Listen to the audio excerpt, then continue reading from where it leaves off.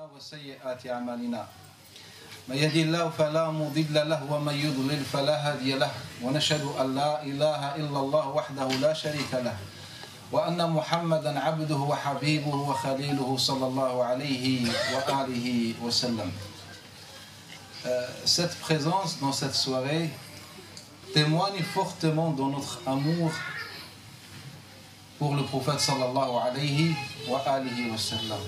Le seul motif et la seule raison pour laquelle on est ici ce jour-là, c'est An-Nabi sallallahu alayhi wa alihi wa sallam, l'arrivée de cet homme que par la permission d'Allah Ta'ala, il était la cause de nous faire sortir des ténèbres vers la lumière. Et c'est pour cette raison, Inch'Allah Ta'ala, que nous allons parler du prophète sallallahu alayhi wa sallam, de Muhammad sallallahu alayhi wa sallam. Nous allons essayer de tracer toute sa vie bi'idnillahi ta'ala dans cette soirée, Inch'Allah Ta'ala. On va essayer aussi de ne pas être trop long, Inch'Allah. Quelque part en Irak, il y avait un jeune homme, environ 3000 ans avant Isa alayhi salatu wassalam. Il y avait un jeune homme qui méditait et qui réfléchissait. Il comparait, il faisait beaucoup de comparaisons entre les idées de son époque et ce qu'il voyait dans ce monde comme signe indiquant la présence et l'existence d'Allah Ta'ala. On parle de Ibrahim alayhi salatu wassalam, cet ascendant de Nabi sallallahu alayhi wa alihi wa sallam. Et qu'il voyait des signes, il voyait des planètes, il voyait des étoiles, il voyait aussi le soleil. Et à chaque fois, il disait à sa propre personne et aux autres, voilà notre Seigneur. À chaque fois, il prenait en compte un avantage supplémentaire. Parfois, par rapport à la grandeur de l'objet qu'il voyait. Par exemple, un jour, il voit la lune. Donc la lune, c'est plus grand dans notre champ, dans notre vision que l'étoile. Et il leur dit, voilà notre Seigneur, mais il ne va pas rester longtemps, ou bien cette lune ne va pas rester longtemps. Donc il leur dit, inni la uhibbul afilin. J'aime pas, ou bien le Seigneur ne doit pas disparaître, comme c'est le cas de la lune. Et puis il voit un jour le soleil, il leur dit, voilà mon Seigneur. Et à chaque fois il voit un signe dans ce dialogue, jusqu'à ce qu'il puisse sortir avec la conclusion qu'il y a le seul unique Seigneur qui est au-dessus de toutes choses, c'est Allah Ta'ala. Et puis il commence de demander ou bien d'appeler les gens à la ilaha illallah, à l'unification d'Allah Ta'ala. Et c'était dans l'époque d'un roi qui s'appelait Namroud, et Allah Ta'ala a mentionné son histoire et sa conversation avec Ibrahim alayhi salam dans la sourate de la vache, la deuxième sourate dans le Saint-Coran.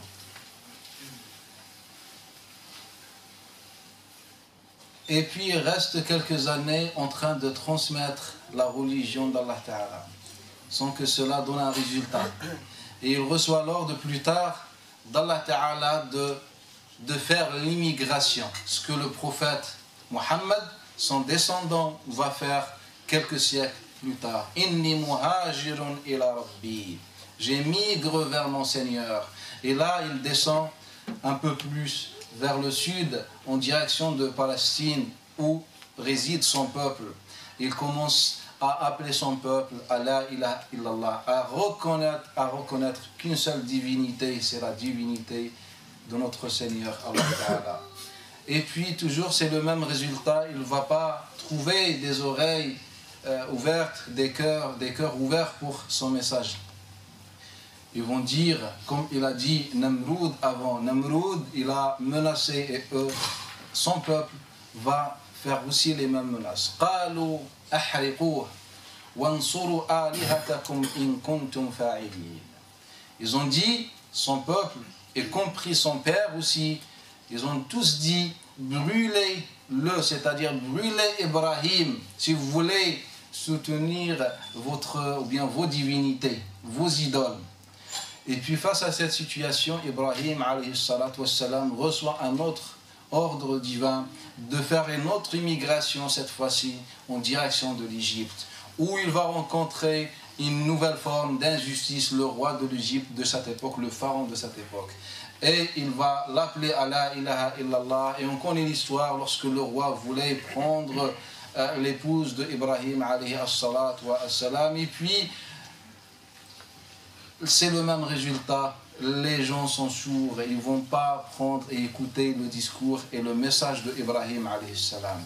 Et donc il va encore retourner à Palestine suite à l'ordre divin. Et par la suite, il va recevoir le dernier ordre d'Allah Ta'ala de se diriger vers Mecca et de construire Al-Kaaba vers laquelle aujourd'hui on se dirige dans nos prières. Et là, il va descendre. Il va construire Al-Kaaba qui sera la plante du message de Muhammad sallallahu alayhi wa alihi wa sallam. Avant qu'il meure, Ibrahim alayhi salatu wa sallam, il a fait une demande à Allah Ta'ala et cette demande a été acceptée par Allah Ta'ala. قال رب اجعل هذا البلد آمنا واجنبني وبني أن نعبد الأصنام. Oh mon Seigneur, établis la paix dans cette région en parlant de Mecca et préserve-moi ainsi que mes descendants d'adorer autre que toi, ya Allah. Et dans un autre verset, وَجَعَلَهَا كَلِمَةً بَاقِيَةً فِي عَقِبِهِ. Et puis il a laissé la parole d'unicité, une parole durable dans le sens dans ses descendants. Avec ce dua, avec cette demande, Allah Ta'ala a préservé les descendants d'Ibrahim alayhi salatu wassalam, c'est-à-dire qu'ils ont pu garder la parole de la ilaha illallah. Et puis cette parole va rester des siècles et des siècles et des siècles. Vous savez, entre Nabi sallallahu alayhi wa sallam et Ibrahim alayhi salam, plusieurs milliers d'années. Et cette parole va résister des longs siècles. Jusqu'à l'arrivée d'un certain Amr ibn Luhay. C'est un descendant aussi de Ibrahim alayhi salatu wassalam. En fait, pour pouvoir imaginer la situation, Nabi Muhammad, je vais vous donner les ascendants de Nabi pour avoir une idée assez précise sur ce changement de la religion et le début de l'association chez les descendants, bien dans la famille de Ibrahim alayhi salatu wassalam. En fait, Muhammad, c'est le fils de Abdullah ibn Abdul Muttalib, ibn Hashim, ibn Abd Manaf, ibn Qasi, ibn Kalab, ibn Murrah, ibn Ka'b, ibn Lu'ay, ibn Ghalib, ibn Fihr, ibn Malik, ibn Nadr, ibn Kinana, ibn Khuzaymah, ibn Mudrika, ibn Ilyas, ibn Mudar, ibn Nizar, ibn Ma'addin, ibn Adnan, ibn Addin, ibn Adud. Après, on n'a pas assez de précision sur les ascendants qui restent. Et puis, on remonte jusqu'à l'époque de Ismaïl, alayhi salatu salam. Ismaïl, le fils de Ibrahim, le fils de Azar. Il s'appelle aussi Tarikh.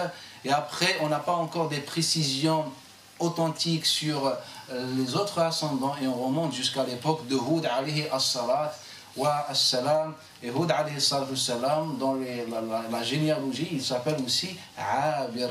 Donc Hud ibn Shalih, ibn Arfakhshad, ibn Sam, le fils de Nuh, alayhi salatu salam. Et on remonte à Shit, le fils de Adam et Hawa, alayhi salat wa salam, ajma'ina, abta'ina, akta'in. Donc, il y avait Ibrahim, alayhi salam, qui a laissé la religion de la ilaha illallah, car c'est ça le point commun entre tous les messages de tous les messagers. Et cette religion, ce message est resté pendant des siècles et des siècles dans les descendants et dans la lignée de Ibrahim alayhi as-salatu wassalam jusqu'à l'arrivée de Ilyas. Entre Ilyas et Nabi sallallahu alayhi wa sallam, environ il y a 7 siècles. 7 siècles. Ilyas, il avait 3 enfants pour comprendre la situation, car c'est important de comprendre cette période historique. Et donc Ilyas, radiyallahu anhu, car il était l'un des pieux, c'est un ascendant de Nabi sallallahu alayhi wa sallam, un arrière-grand-père de Nabi sallallahu alayhi wa sallam. Car Nabi, dans le hadith qui a été rapporté par l'imam Ibn Habib dans ses chroniques d'après Atta, d'après Abdullah ibn Abbas, et aussi rapporté par Saïd ibn al-Musayyib, et aussi avec d'autres chaînes de transmission, Nabi sallallahu alayhi wa sallam قال لا تسبوا مضر فإنه كان مؤمنا. N'insultez pas Mudar, il était un croyant. Mudar, c'est le père de Ilyas. Et dans un autre hadith aussi qui est rapporté d'après Abdullah ibn Khalid, d'après Abdullah ibn al-Harith ibn Hisham al-Makhzoumi, que le prophète sallam a dit Inna Ad, c'est le père de Adnan, et Adnan, et Adudin, et Ilyas, aussi Mudar, étaient des croyants. Et donc, Ilyas, il avait 3 enfants. Il avait Amir, Amr, Umayr. Amir, Amr, Umayr. Et un jour, ou bien ils avaient des bêtes, des chameaux. Et un jour, un lapin a pu disperser les chameaux. Il est sorti peut-être d'un trou et les chameaux ont pris peur, donc ils ont couru un peu partout. Et donc, Ilyas est sorti pour voir ce qui se passe de sa maison. Et donc, Amr a couru derrière les chameaux et il a pu récupérer les chameaux. Et c'est pour ça qu'on l'a appelé Mudrika, celui qui a atteint son objectif. Car quand j'ai donné les ascendants, je n'ai pas prononcé le nom de Amr, j'ai prononcé le nom de Mudrika, fils de Ilyas. Donc on l'a appelé Mudrika car il a pu rattraper les chameaux et compris le lapin. Et puis Umayr, ou bien Amir, il est venu, il a pris le lapin et puis il a préparé, il a fait cuire le lapin, etc. Il a fait de lui un repas. Et c'est pour ça qu'on l'a appelé Tabikha. Tabikha, c'est le cuisinier, celui qui maîtrise la cuisine, at-tabkh. Et donc c'est pour ça qu'on l'a appelé Tabikha. Mais le troisième, il est resté dans son foyer, il est resté chez lui, le troisième frère, le petit, le jeune, Umayr, il ne voulait pas participer avec ses frères pour regrouper à nouveau les bêtes, etc. Et donc c'est pour ça on l'a appelé, comme le Nabi sallallahu alayhi wa sallam dit, Qam'a.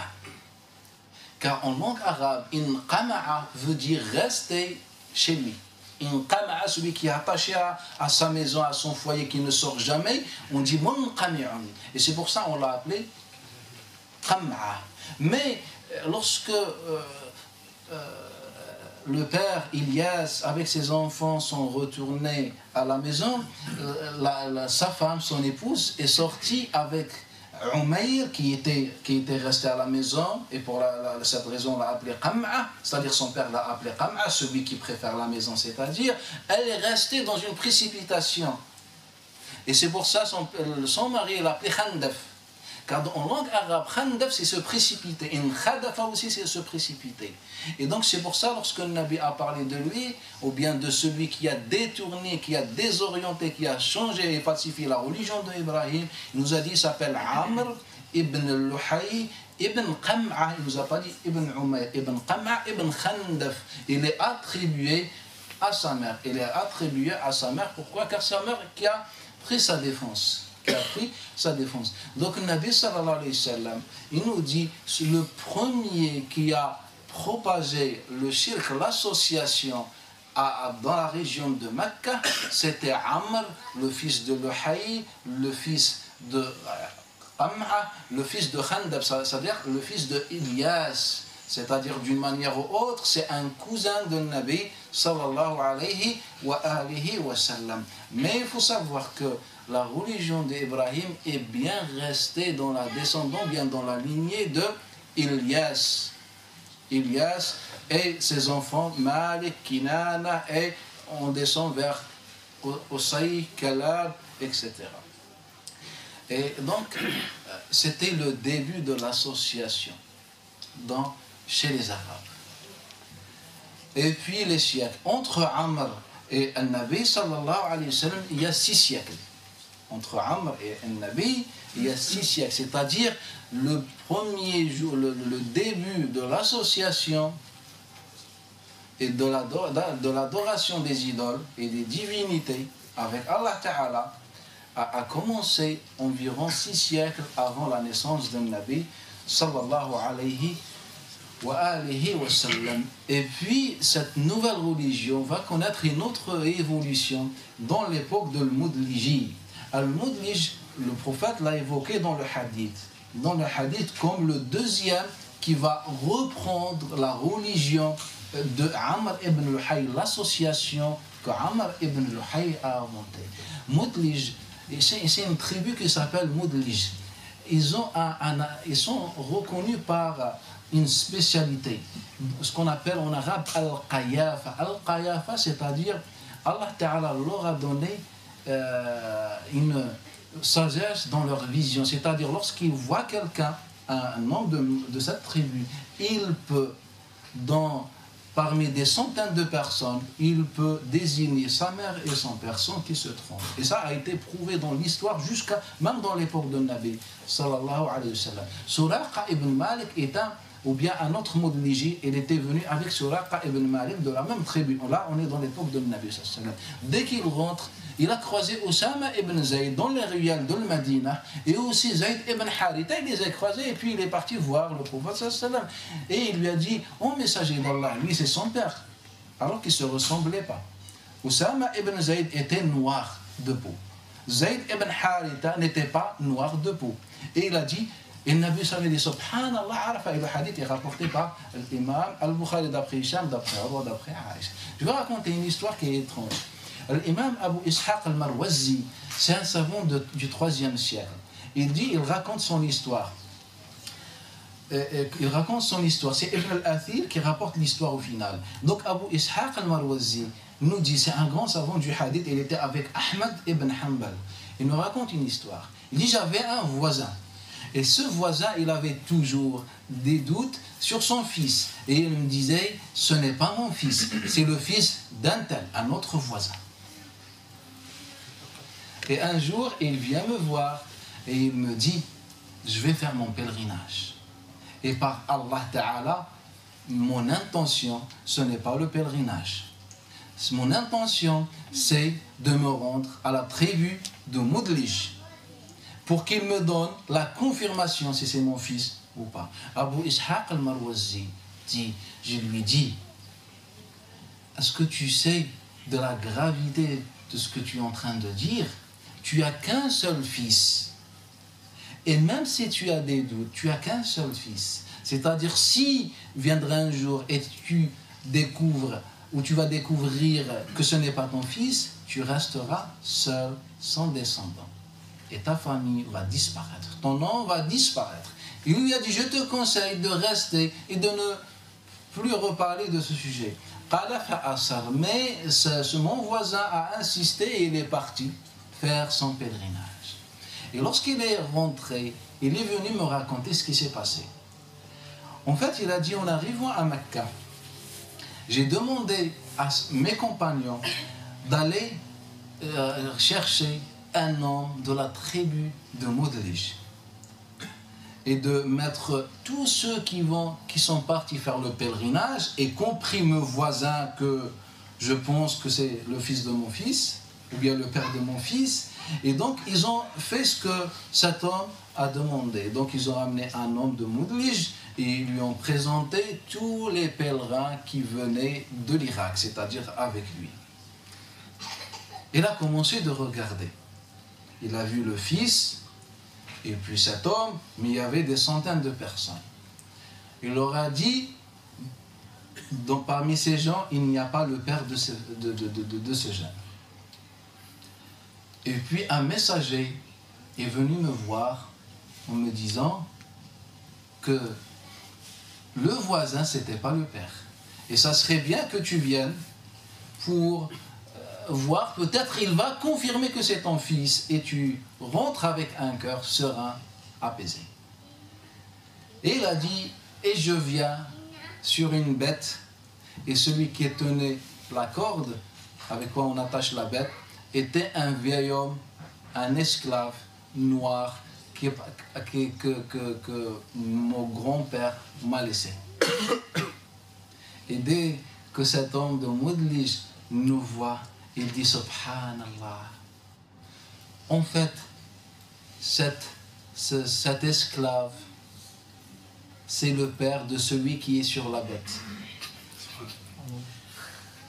Et celui qui est sur la bête, c'est le père du fils, et pour ça le fils, il est noir. J'ai perdu conscience. Je me suis réveillé en Irak. Il était à Mecca, il s'est réveillé en Irak.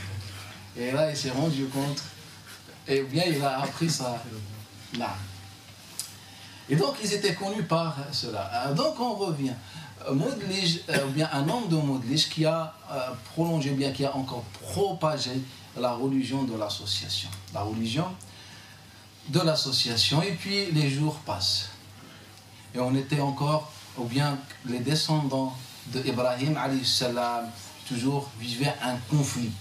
D'un côté, on a des descendants qui luttaient pour préserver les traces et le reste de la religion d'Ibrahim, la religion qui dit La ilaha illallah, et les autres, les descendants de Amr ibn Amir, précisément ibn Luhay, avec le Modliji, qui luttaient pour propager l'association.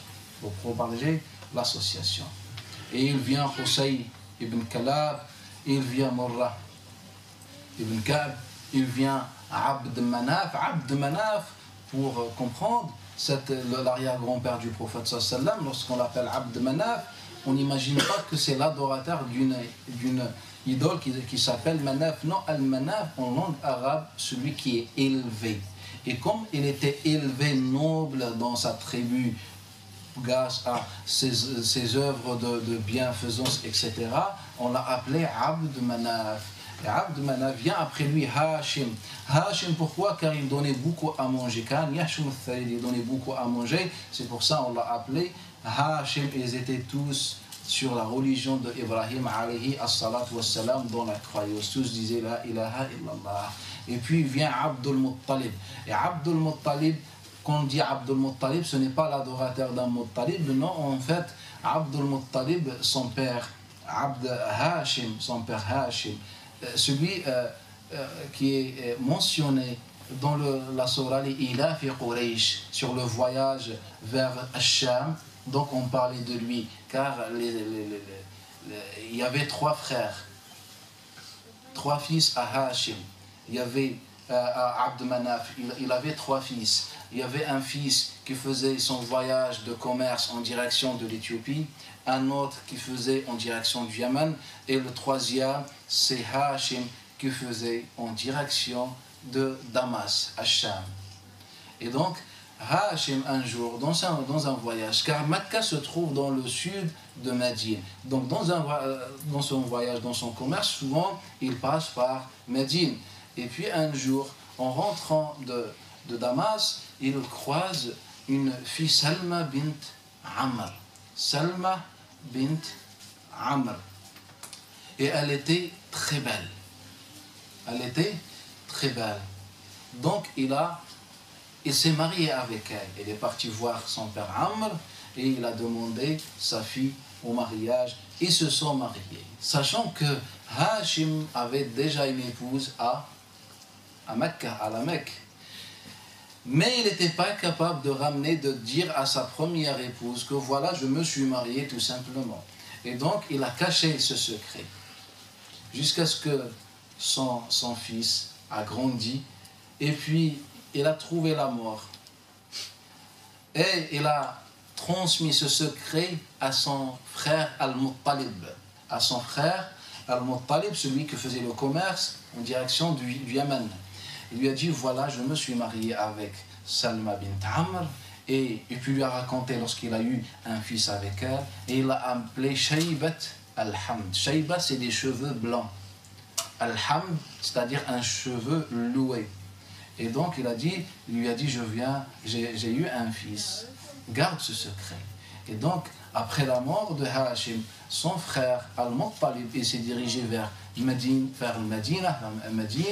Il a récupéré le fils et il est retourné à Mecca. En arrivant à Mecca, les gens sont sortis, y compris l'épouse, la veuve, c'est-à-dire de sa belle-sœur.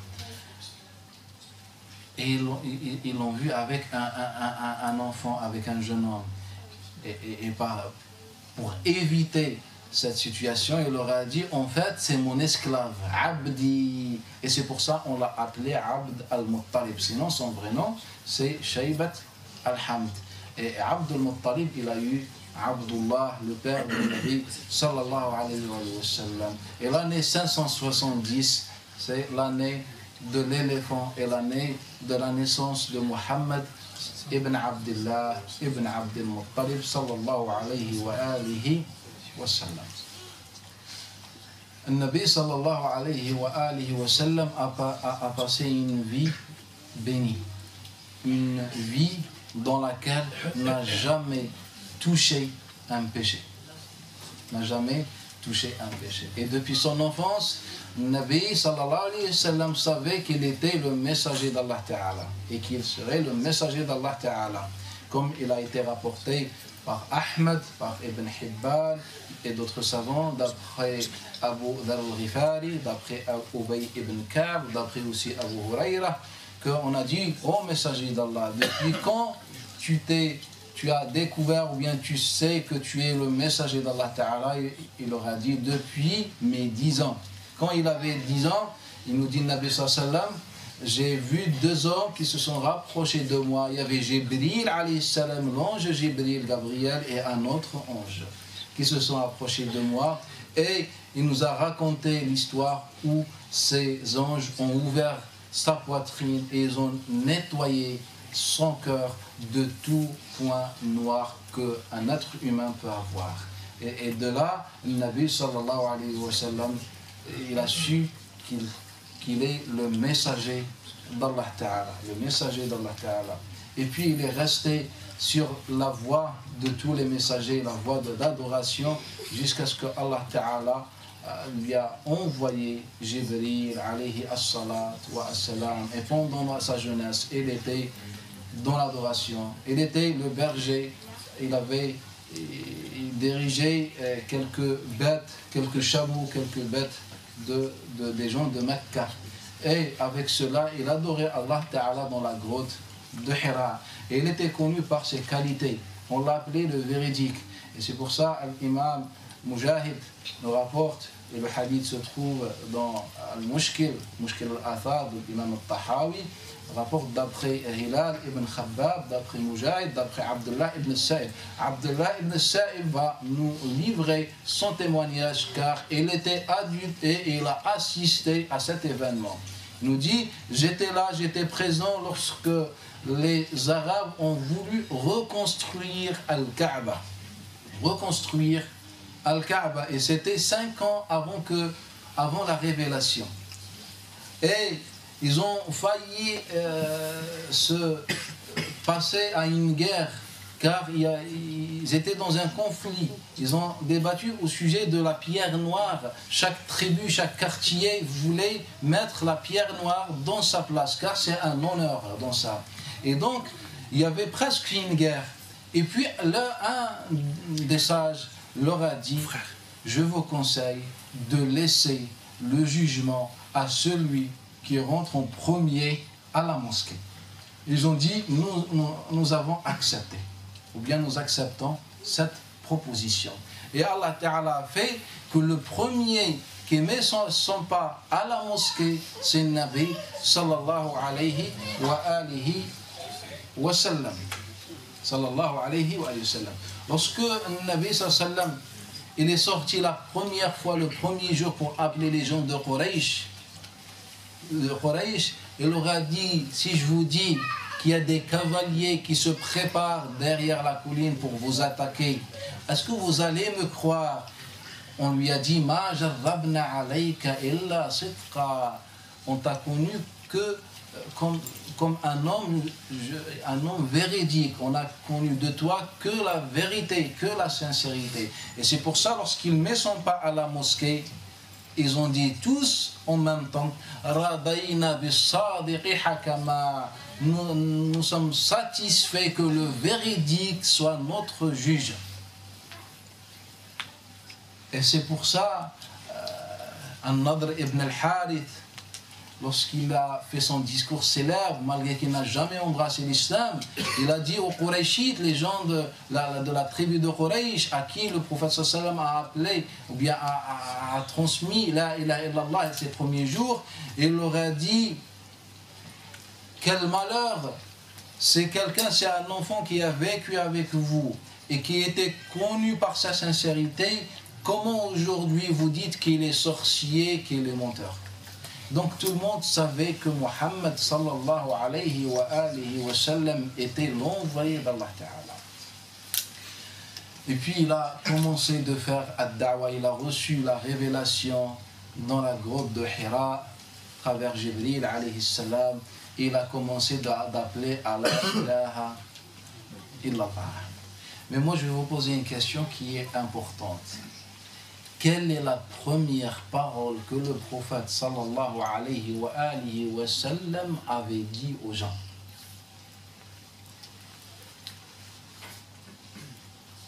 Rarement où j'ai entendu parler de cette parole, soit dans un livre ou dans une parole. Malgré que c'est la parole que je considère la plus importante pour pouvoir comprendre le message du prophète sallallahu alayhi wa sallam. L'imam Abu Nu'aym nous la rapporte. D'après Ikrimah, d'après Abdullah ibn Abbas, d'après Ali ibn Abi Talib. C'est un hadith qui fait environ 2 pages. Je ne vais pas tout rapporter, je vais rapporter uniquement cette parole. Que Nabi, le premier jour, lorsqu'il a annoncé la da'wah devant tout le monde, il a commencé par la tribu de Rabi'a. Il y avait une tribu qui s'appelle Rabi'a, qui était loin de Mecca. Dans une longue conversation, le Nabi sallallahu alayhi wa sallam leur dit: Ama innahu la yahmilu hada ad-din illa man hata bi jami'i jawanibih. Ama innahu la yahmilu hada ad-din illa man hatahu min jami'i jawanibih. Certes que celui qui prendra un jour la responsabilité, ou bien celui qui prend la responsabilité de ce dîn, de cette religion, c'est celui qui a connu cette religion avec toutes ses dimensions. C'est-à-dire, il a compris tous les visages de la religion, a compris tout le message de l'islam. Il est le seul qui pourra transmettre et qui pourra reprendre la responsabilité de dîn. Car ils étaient incapables de marcher avec un Nabi sallam pour qu'ils puissent comprendre tout le message de Nabi sallam. C'est ça la définition d'un savant en islam, celui qui connaît et qui maîtrise ad-din. Ce n'est pas celui qui a appris l'école malikite ou l'école shafi'ite, et ce n'est pas non plus qui a appris un peu la langue arabe ou bien qui a appris quelques disciplines parmi les disciplines islamiques. Un Nabi sallallahu alayhi wa sallam, il aura dit: voilà qui pourra prendre la responsabilité de dire, celui qui a maîtrisé ad-din. Car là, aujourd'hui, on est en train d'appeler les gens à l'islam, alors que nous, on n'a pas encore compris l'islam. Car quelqu'un qui a compris l'islam, ou bien une discipline de l'islam, ne fait pas de lui un connaisseur de l'islam. Et le problème, comment il peut appeler les gens à l'islam? Celui qui ne possède pas une chose ne peut pas la fournir, ne peut pas l'offrir. Donc aujourd'hui, je vous dis, venez vers l'islam. Je ne connais même pas l'islam, je connais peut-être le fiqh en islam. Une science parmi 45 sciences, des sciences islamiques. Aujourd'hui, je vous dis, venez vers l'islam, et je connais peut-être un peu la finance islamique, par exemple. Non, celui qui prend la religion de Dieu doit maîtriser tout à dire. Et puis, le Nabi sallallahu alayhi wa sallam connaît la souffrance de Nabi et celle des compagnons qui étaient présents avant l'immigration avec le Nabi sallallahu alayhi wa sallam. Mais malgré ça, ils ont tenu à la religion d'Allah Ta'ala. Ils avaient une croyance ferme et ils avaient la certitude. C'est ça ce qui nous manque aujourd'hui. C'est pour ça qu'on n'arrive pas à assumer, on n'arrive pas à apporter aux autres ce que les compagnons avaient apporté à l'humanité dans l'époque de Nabi sallallahu alayhi wa sallam. Et puis, il va faire ce que son père Ibrahim avait fait quelques siècles plus tôt. J'ai mis vers mon Seigneur. Et là, le Nabi va se diriger vers Al-Madina, car il s'est rendu compte qu'à Mecca ne trouvera pas des gens qui peuvent appeler à la ilaha illallah. Qui peuvent appeler à la ilaha illallah. En fait, ils n'ont pas compris.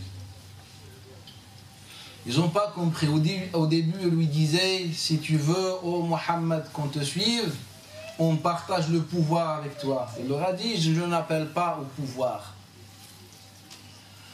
Après, on lui a dit, si tu veux, ô Mohammed, et que tu cesses de répéter, tu t'arrêtes de répéter ce que tu es en train de dire, ce message, de transmettre ce message. Si tu veux, on te donne de l'argent. Si tu veux, on te donne des épouses. Si tu veux, on te donne ce que tu veux, ô Mohammed. Il leur a dit la parole célèbre, si vous mettez la main, le ciel, ou bien la lune dans ma main droite et le soleil dans ma main gauche, jamais je délaisserai cette religion.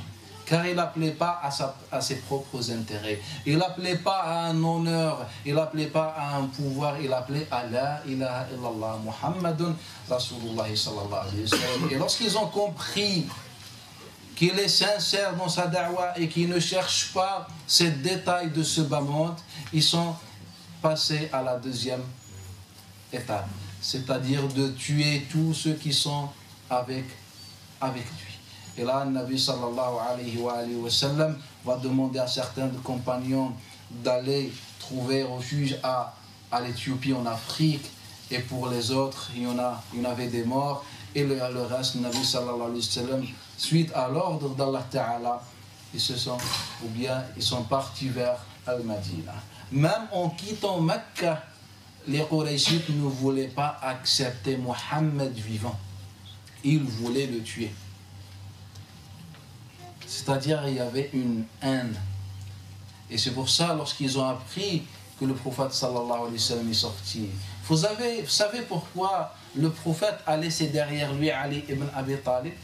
On vous dit que Ali ibn Abi Talib, et peut-être vous avez regardé le livre, le message, ou bien le film, le message, et vous avez vu que Ali, qui était resté dans le lit du prophète sallallahu alayhi wa sallam, et peut-être ça nous fait croire que Ali est resté en fait, c'est juste pour couvrir l'absence du prophète sallallahu alayhi wa sallam, pour que le prophète puisse s'éloigner. Mais en vérité, ce n'était pas la raison pour laquelle le prophète sallallahu alayhi wa sallam a laissé derrière lui Ali ibn Abi Talib. Ce n'est pas la raison.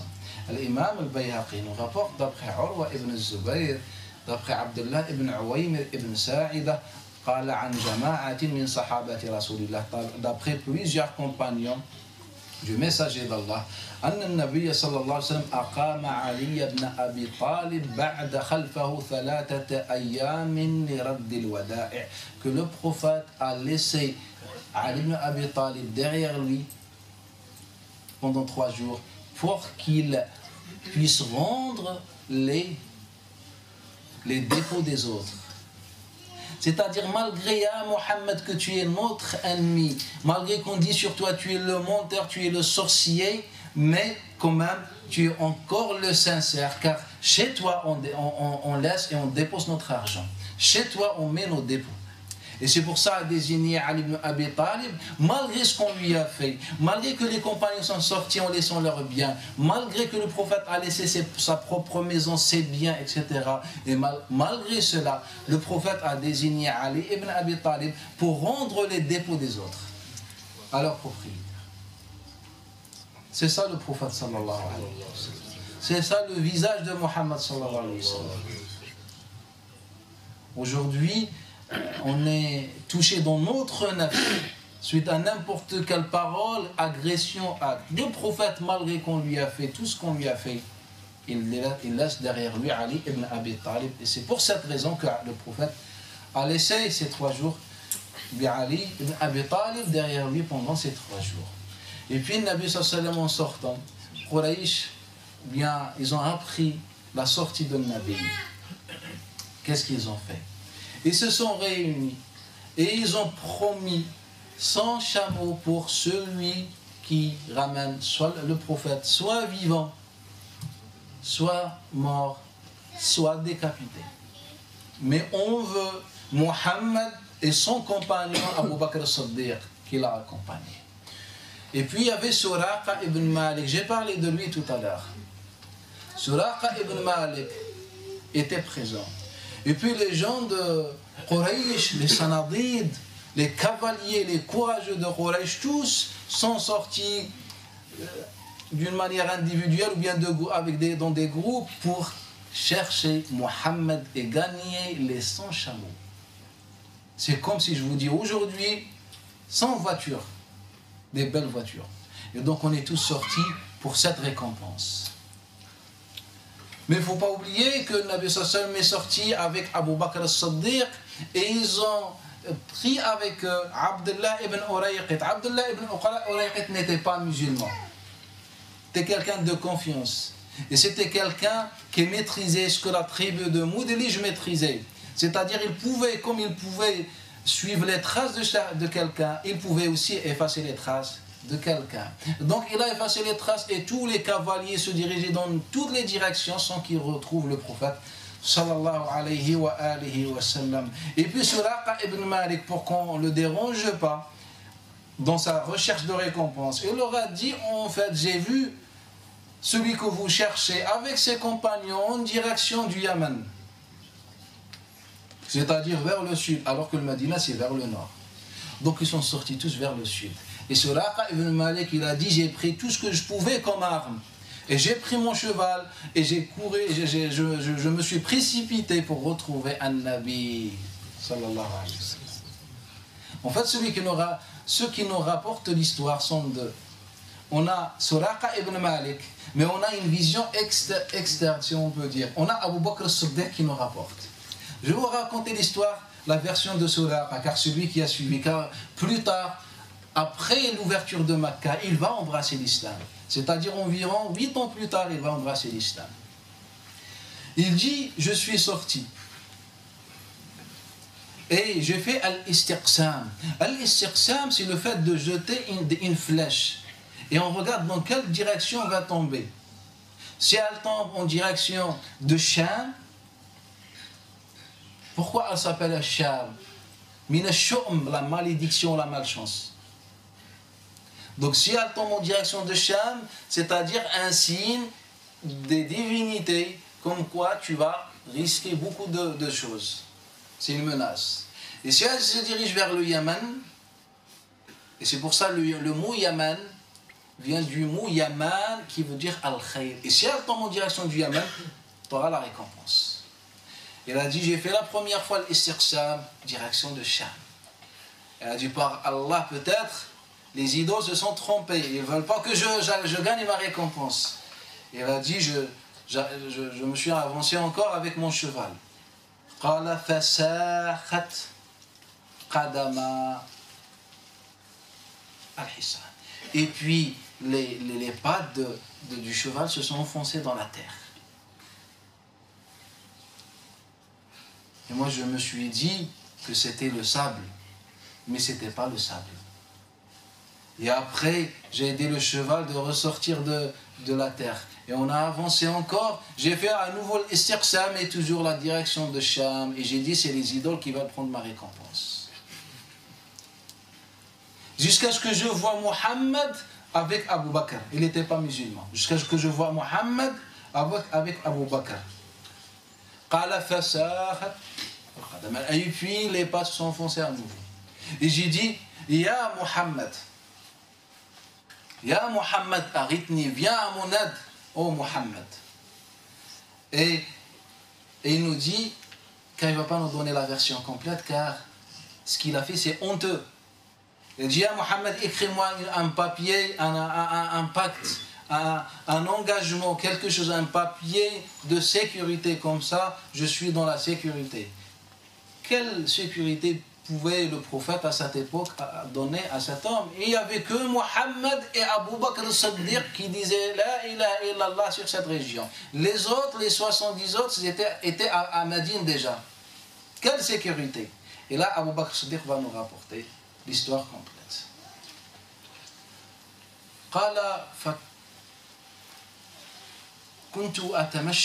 Je marchais derrière le messager d'Allah et à chaque fois je regardais derrière pendant que le prophète récitait le Coran.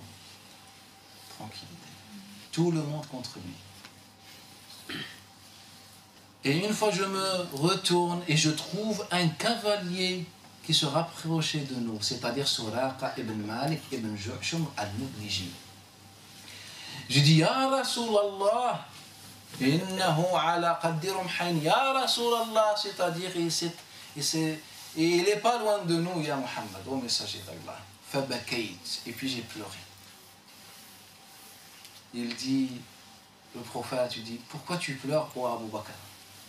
Je dis, ô messager d'Allah, par Allah, je ne pleure pas pour les biens que j'ai perdus à Mecca. Il était riche. Et je ne pleure pas pour ma vie, mais je pleure pour ce message. Si on meurt aujourd'hui, ô messager d'Allah, il n'y aura plus de message. Et là, le prophète sallallahu alayhi wa sallam lui dit, Allah était avec nous. Farafa an-nabi yadayhi. Et puis le prophète a levé ses deux mains, demandant à Allah Ta'ala de le préserver ainsi que Abu Bakr as-Siddiq. Et là, les pattes du cheval se sont enfoncées.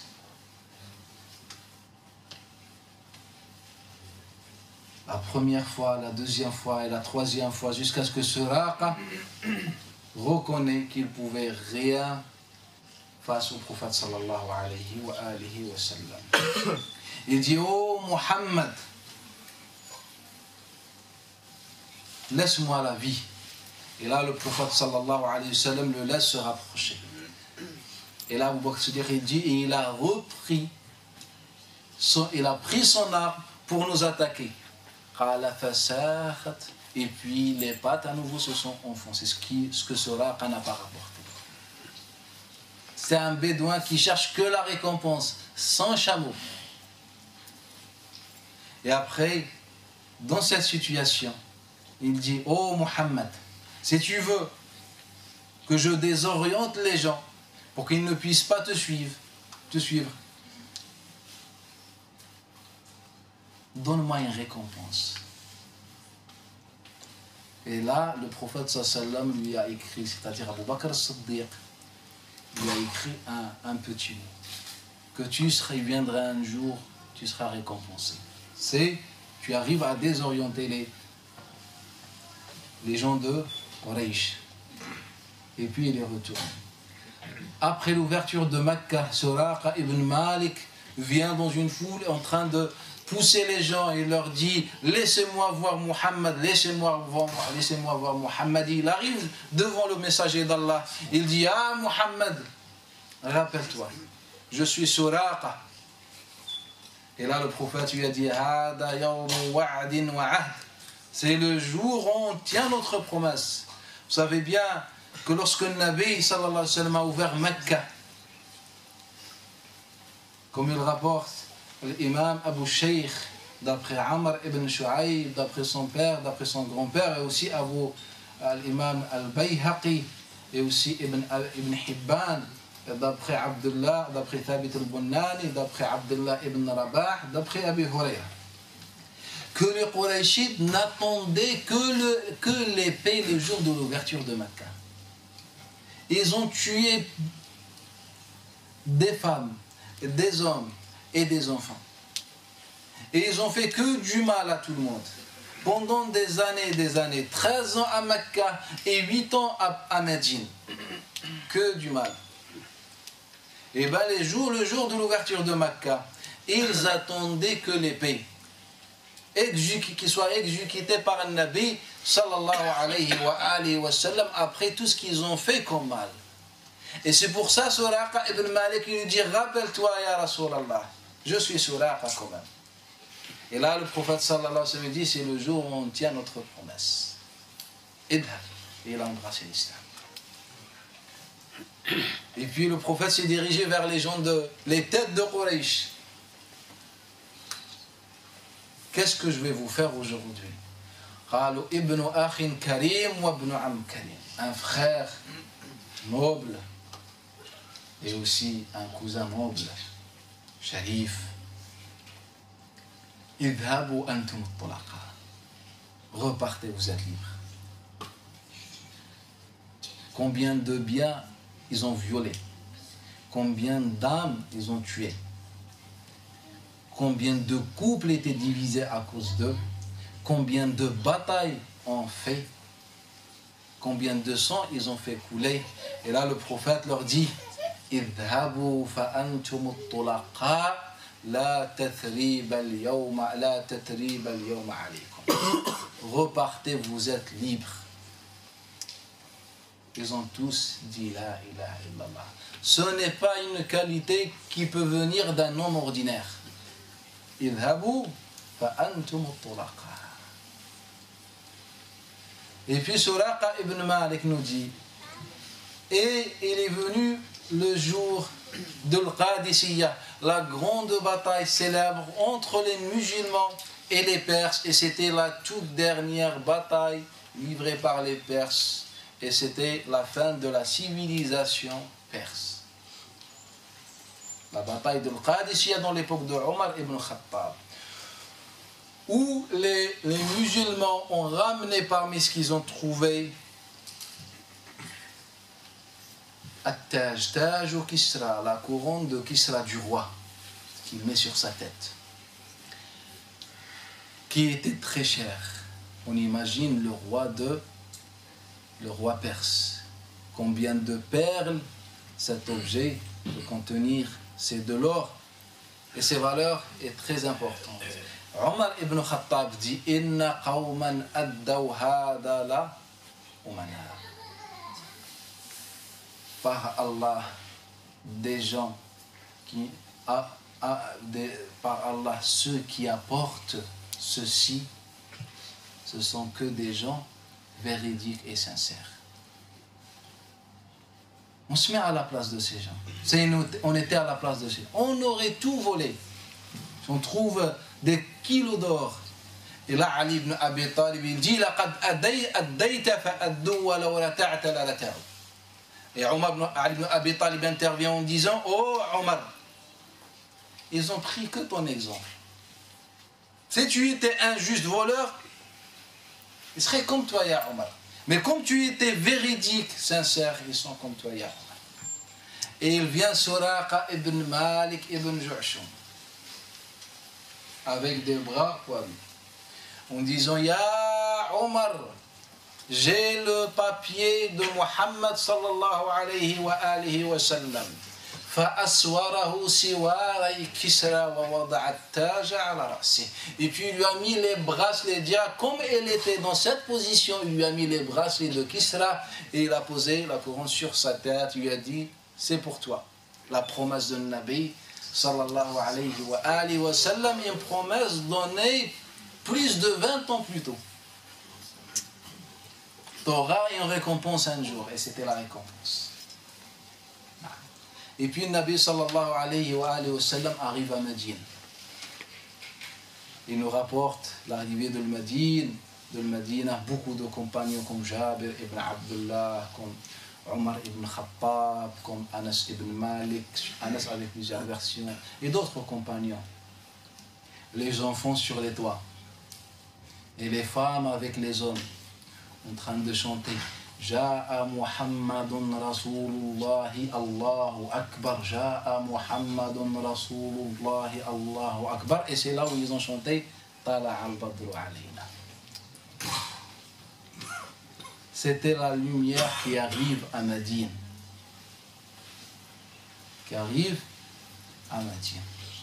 Et puis le Nabi sallallahu alayhi wa sallam va passer une dizaine d'années à Médine, en train d'appeler à la ilaha illallah Muhammadun Rasulullah sallallahu alayhi wa sallam. Et malgré cela, on ne va pas le laisser tranquille. Quraysh, 1 an et demi plus tard, on voit des gens pour combattre un Nabi sallallahu alayhi wa sallam. Et avant que le prophète déjà arrive à Médine, Quraysh avait déjà envoyé une lettre à la tribu de l'Aws et celle de l'Khazraj, et une autre lettre aux tribus juives dans lesquels elle dit soit Mohammed retourne, soit on déclare contre vous une guerre qui n'a pas de fin. Une menace de Quraysh. Menace ces gens. On veut Mohammed. Et Mohammed ne demandait que de dire la ilaha illallah, n'a jamais porté une épée contre eux. Il leur disait dites la ilaha illallah. Et quand ils ont dit au final par tous les moyens, les tortures, les assassinats, ils ont dit non, on ne veut pas la ilaha illallah. Il leur a dit bah, j'ai trouvé Al-Madina, un autre endroit pour appeler les gens à la ilaha illallah, c'est-à-dire je vais vous laisser tranquille. On ne voulait pas que le Mohammed soit tranquille. On ne voulait pas que Mohammed puisse transmettre la ilaha illallah. On l'a suivi. Et quand Quraysh ils ont perdu à la bataille de Badr, qu'est-ce qu'on a fait? On a mobilisé les Juifs dans l'époque de Mohammed. Ubay ibn Ka'b, ou bien Ka'b ibn Malik, nous rapporte l'esprit du prophète en arrivant à Médine. قال جاء النبي bien قدم النبي المدينة. Le prophète est arrivé à Médine et qu'il والناس أخلاط قدم النبي المدينة والناس أخلاط. Le prophète est arrivé à Médine et pendant que les gens étaient mixtes, c'est-à-dire il y avait une communauté juive, il y avait des associateurs, il y avait des arabes, des non-arabes, il y avait une minorité chrétienne. Donc le prophète est venu avec l'intention, avec la volonté de faire quoi? قال وما أراد النبي معهم إلا الاستصلاح. Et le prophète ne voulait avec eux que la réconciliation. Je suis venu transmettre la ilaha illallah. Si vous acceptez, alhamdulillah. Si vous n'acceptez pas, alhamdulillah, dans tous les cas. Je ne suis pas venu vous agresser. Je suis venu pour dire la ilaha illallah. Et donc, lorsque les Qurayshites ont perdu dans la bataille de Badr, qu'est-ce qu'ils ont fait la troisième année? Ils ont mobilisé les tribus juives contre le prophète sallallahu alayhi wa sallam. C'était dans la bataille de Bani Nadir et la bataille de Bani Quraïda. Et quand ils ont vu que les Juifs n'étaient pas capables ou si forts de confronter le prophète, alors que le prophète était dans une minorité par rapport aux Juifs de l'époque, qu'est-ce qu'ils ont fait? Ils ont préparé Al-Ahzab. Ils ont réuni toutes les tribus et toutes les religions dans la région pour affronter Mohammed. Il y avait Quraysh, il y avait Taïf, il y avait Rifar, il y avait Bani Quraïda, Bani Nadir, Bani Qaynuqa, toutes ces tribus contre le prophète sallallahu alayhi wa sallam. Les Qurayshites ont essayé seuls, l'échec. Et puis ils ont mobilisé les Juifs, l'échec. Maintenant tout le monde contre Mohammed sallallahu alayhi wa sallam. Allah a donné la victoire à Mohammed sallallahu alayhi wa sallam. C'est un message. Allah Ta'ala nous a dit dans le Coran al-Karim, quelques années plus tôt, Sayuhzamul Jam'a. Cette union que les mouchriquines, que les non-musulmans vont faire contre toi, Ya Muhammad, va aller vers l'échec. Allah a dit cela à Muhammad avant l'immigration. Qu'il y aura un jour une bataille où tout le monde va t'attaquer. Tous contre toi. Et Allah Ta'ala a promis la défaite à ces gens.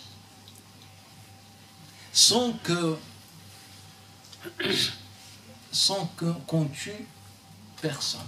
C'est-à-dire, dans cette bataille, il y avait 0 victime.